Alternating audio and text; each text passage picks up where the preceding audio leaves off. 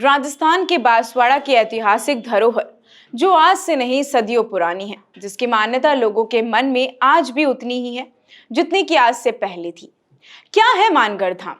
क्यों इस धाम में लोगों की इतनी श्रद्धा है? क्यों आदिवासी आज भी इस जगह को अपने दिल में अहम जगह देते हैं?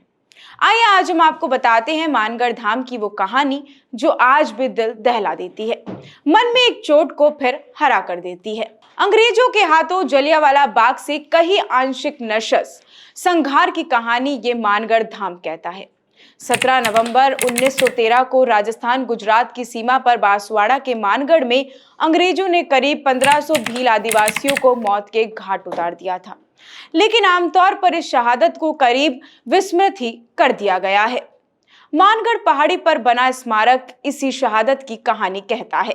इसे मानगढ़ धाम के नाम से जानते हैं। इसे लगातार राष्ट्रीय धरोहर बनाने की मांग होती रही है।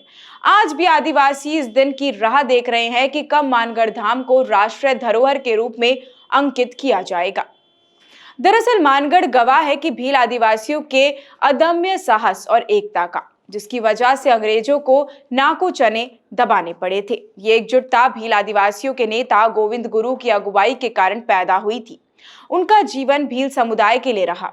इस ऐतिहासिक विद्रोह में भीलों के निशाने पर केवल अंग्रेज नहीं थे, बल्कि स्थानीय रजवाड़े भी थे, जो लगातार इन आदिवासियों पर जुल्म ढा रहे थे। बात तब की है जब 1857 के सैन्य विद्रोह को एक साल भी नहीं हुआ था। देश उथल पुथल से गुजर रहा था। 1857 की क्रांति के एक साल बाद गोविंद गुरु का जन्म हुआ।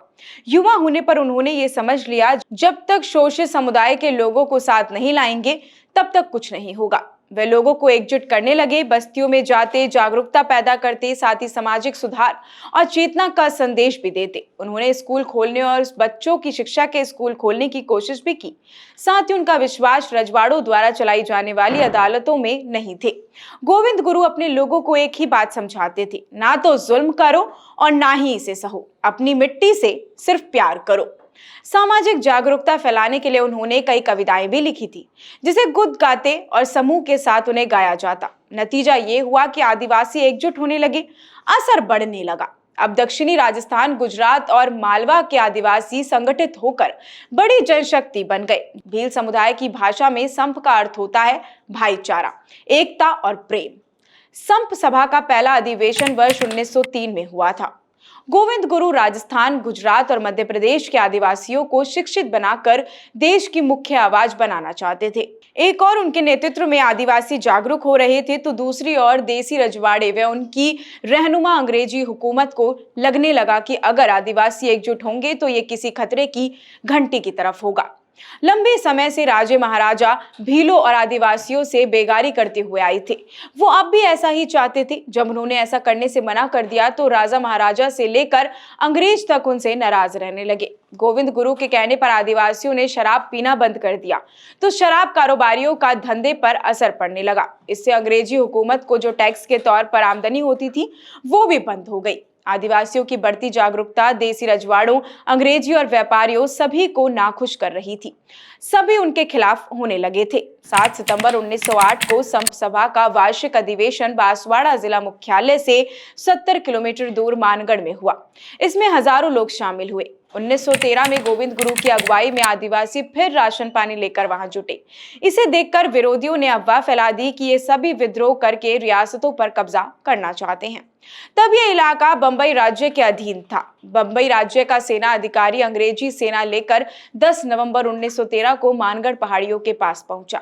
सशस्त्र भीलों ने बलपूर्वक आयुक्त सहित सेना को वापस भेज दिया। सेना पहाड़ी से कुछ दूर पर ठहर गई। भीलों और अंग्रेजों के बीच कोई बात नहीं होने की स्थिति बन गई थी। अंग्रेजों ने तुरंत मेवाड़ छावनी से सेना बुलाई। सेना ने 17 नवंबर 1913 को मानगढ़ पहुंचते ही फायरिंग शुरू कर दी। आदिवासी मरने लगे। एक के बाद एक कुल 1500 आदिवासी मारे गए। गोविंद गुरु के पांव में गोली लगी, उन्हें गिरफ्तार कर लिया गया। मुकदमा चला, फांसी की सजा सुनाई गई। बाद में फांसी को आजीवन कारावास में बदल दिया गया। अच्छे चाल चलन के कारण सन 1923 में उन्हें रिहा भी कर दिया गया था। रिहा होने के बाद वे गुजरात के पंचमहल जिला के कंबोई गांव में रहने लगे। जिंदगी के अंतिम दिनों तक वह जनकल्याण के काम में लगे रहे। 1931 में उनका निधन हो गया। उन 1500 आदिवासियों की शहादत की याद में मानगढ़ पहाड़ी पर पत्थरों से एक स्मारक बनवाया गया और उसे ही आज मानगढ़ धाम के नाम से जाना जाता है। ऐसी और भी तमाम अपडेट्स और जानकारी के लिए आप बने रहिए हमारे चैनल भारत रफ्तार के साथ। मैं आपके साथ प्रिया बंसल। नमस्कार।